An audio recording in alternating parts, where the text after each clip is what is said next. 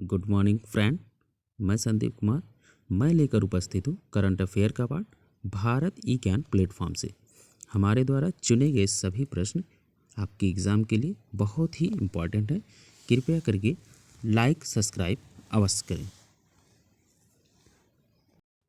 हमारे द्वारा चुने गए सभी प्रश्न आपके लक्ष्य तक आपको पहुंचा सकते हैं।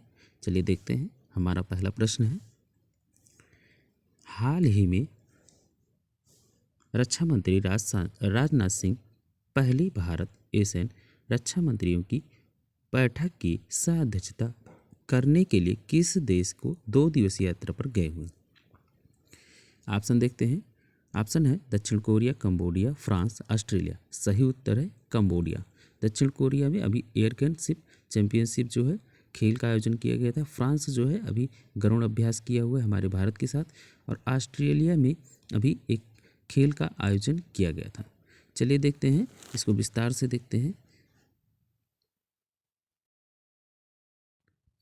22 नवंबर 2022 को कंबोडिया के 2 दिवसीय यात्रा पर गए हुए हैं। एशियन रक्षा मंत्री प्लस बैठक के अध्यक्ष के रूप में कंबोडिया के सीम रीप की 9वीं वार्षिक बैठक में मेजबानी करेंगे। भारत और कंबोडिया एशियन संबंधों के 30 साल पूरे होने के उपलक्ष्य में राजनाथ सिंह की अध्यक्षता में पहली सह अध्यक्षता करने वाले हैं।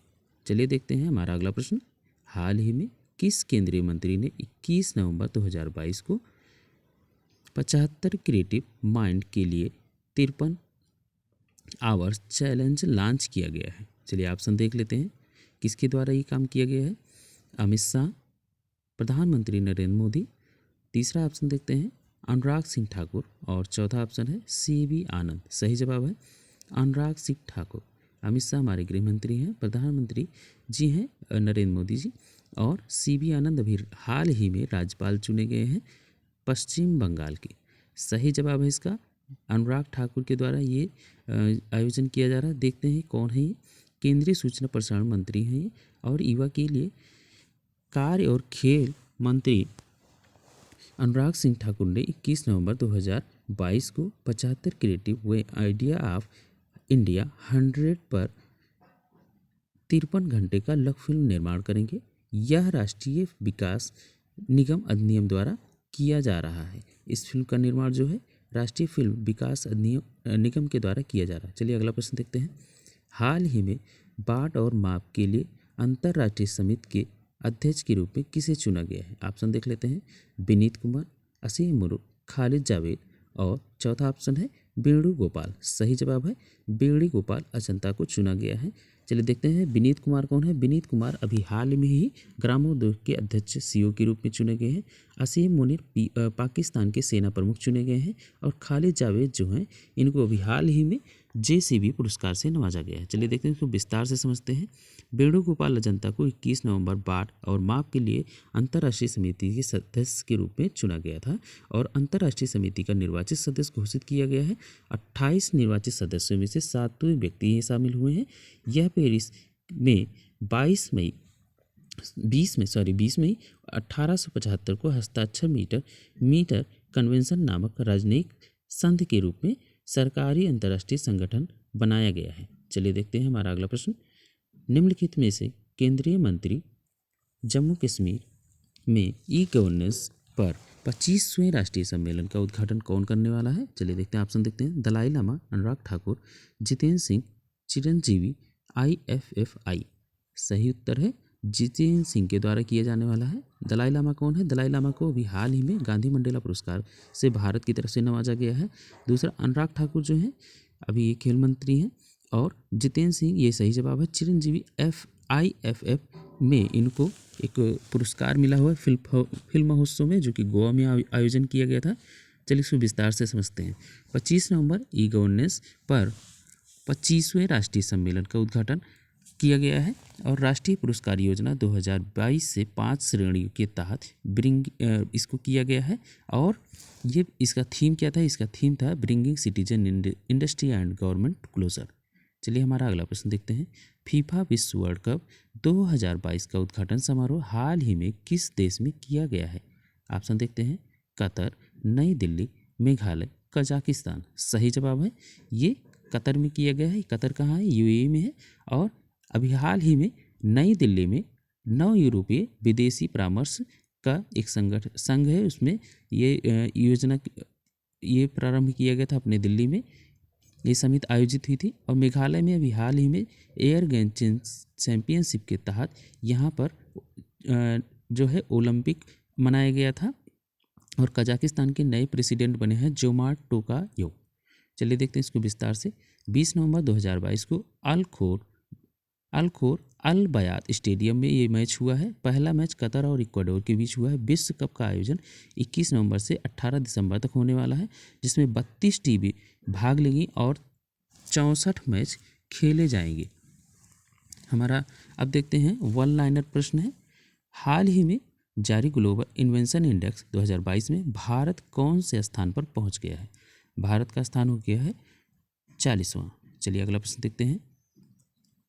IIFL Beth Hurun India 40 and under self made rich list 2022 में कौन से स्थान पर रहे हैं? ये रहे निखिल कामत। इंटरपोल, अगला प्रश्न देखते हैं। इंटरपोल बाल यौन शोषण डेटाबेस में शामिल होने वाले 68वें देश कौन बना है? ये बना है भारत। अगला प्रश्न देखते हैं। स्वच्छ सर्वेक्षण पुरस्कार 2022 में किस शहर ने पहला स्थान हासिल किया है? इंदौर मध्य प्रदेश में है। हमारा अगला प्रश्न देखते हैं।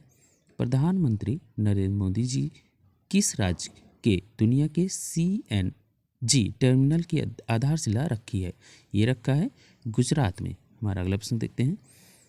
केंद्र सरकार ने किस नदी पर भारत के पहले केबल सह निम्बल पुल को मंजूरी दी है? ये दिया है कृष्णा नदी पर। आपको जवाब में बताना है कृष्णा नदी कहाँ पर है। कमेंट बॉक्स में इसको जवाब अवश्य करिएगा। हमारा अगला प्रश्न देखते हैं। केंद्रीय रेल मंत्री अश्विनी वैष्णव ने किस रेलवे स्टेशन पर भारत के पहले एल्युमिनियम फ्रंट रेक का उद्घाटन किया है? ये उद्घाटन किया गया भुवनेश्वर उड़ीसा में है। किस राज्य के मुख्यमंत्री ने हाल ही में राज्य के पहले सरकारी इंग्लिश मीडियम कॉलेज का उद्घाटन किया है? ये किया गया है त्रिपुरा में। हमारा अगला प्रश्न देखते हैं। किस भारतीय शहर में 22वें भारत रंग महोत्सव का शुभारंभ किया गया है? ये किया गया है मुंबई में। चलिए आगे देखते हैं अगला प्रश्न।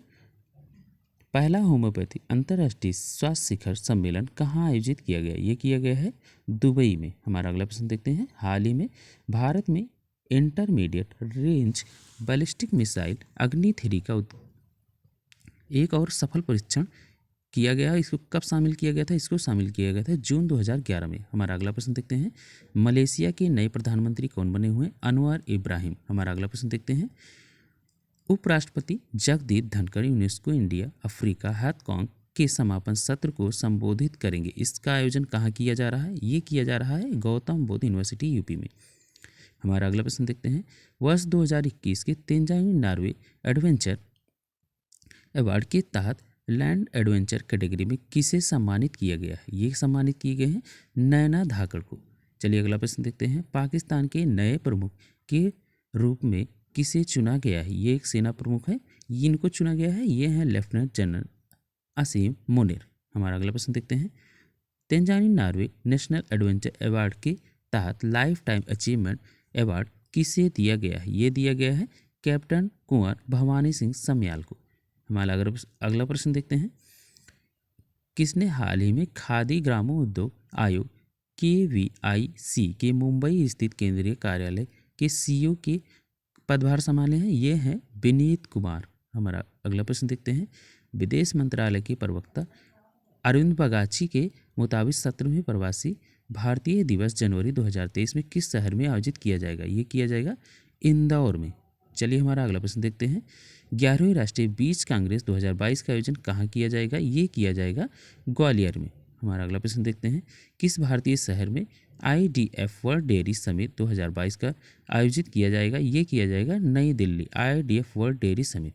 भारत और हमारा अगला प्रश्न देखते हैं। भारत और अमेरिका के बीच वज्र प्रहार संयुक्त अभ्यास किस राज्य में आयोजित किया गया है? उत्तर है हिमाचल प्रदेश। हमारा अगला प्रश्न देखते हैं। किस शहर में सार्क 2022 10वां राष्ट्रीय समुद्री खोज और बचाव अभ्यास 2022 आयोजित किया गया है? ये किया गया है चेन्नई में। चलिए हमारा अगला प्रश्न देखते हैं। कारगिल के द्रास सेक्टर की पॉइंट 5140 पहाड़ी को क्या नाम दिया गया है? ये दिया गया है गन हिल। चलिए हमारा अगला प्रश्न देखते हैं। किस राज्य के औली में भारत और अमेरिका के बीच मेगा सैन्य अभ्यास का आयोजन किया गया है? ये किया गया है उत्तराखंड में।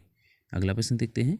भारत स्वच्छ सर्वेक्षण ग्रामीण 2022 के तहत किस राज्य में बड़े राज्यों की श्रेणी में शामिल हुआ है? ये शामिल हुआ है तेलंगाना। हमारा अगला प्रश्न देखते हैं। किसके द्वारा लिखित पुस्तक जो है जीते इलाहाबाद को बैली ऑफ अवार्ड पुरस्कार से सम्मानित किए गए? ये सम्मानित किए गए हैं ममता कालिए को। यहीं पे हमारी प्रश्नोत्तरी समाप्त होती है। Thank you. कृपया करके लाइक और सब्सक्राइब अवश्य करें। धन्यवाद।